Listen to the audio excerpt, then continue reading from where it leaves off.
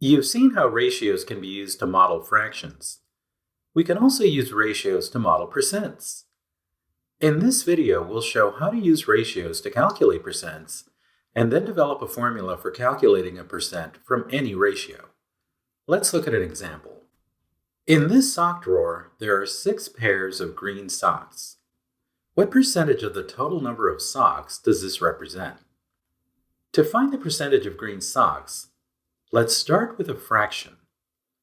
The fraction that we're looking for is a part-whole ratio, as shown here. There are a total of 24 pairs of socks, and 6 pairs are green. We now set up a proportion with 6 over 24 on the left and x over 100 on the right.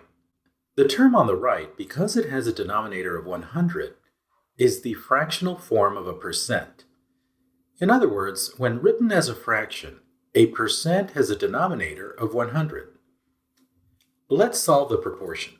First, move the x term on the left side of the equation like this. To isolate x, multiply by 100 on both sides like this.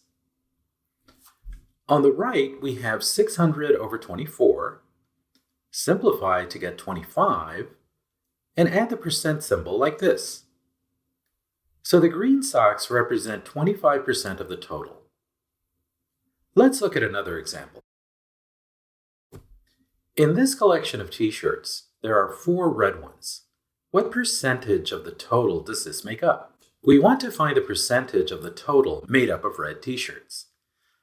From the previous example, we came up with this formula for calculating a percent. Take the part-whole ratio, the fraction, and multiply it by 100%.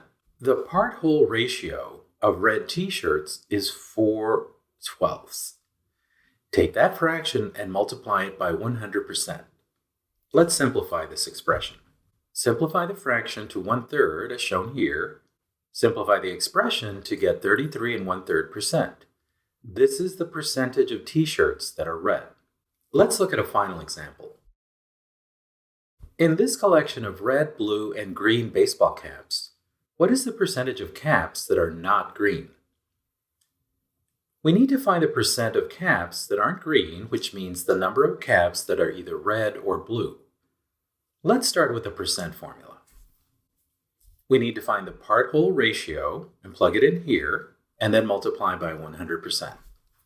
The part-whole ratio is shown here. The numerator is the sum of the red and blue caps. Let's simplify. We have 5/12 times 100%. You can divide out a common factor of 4 from the top and bottom to get 5/3 times 25%. Simplifying that, we get 125 over 3%, and writing it as a mixed number, we get 41 2/3%. This can also be written as a decimal if you prefer.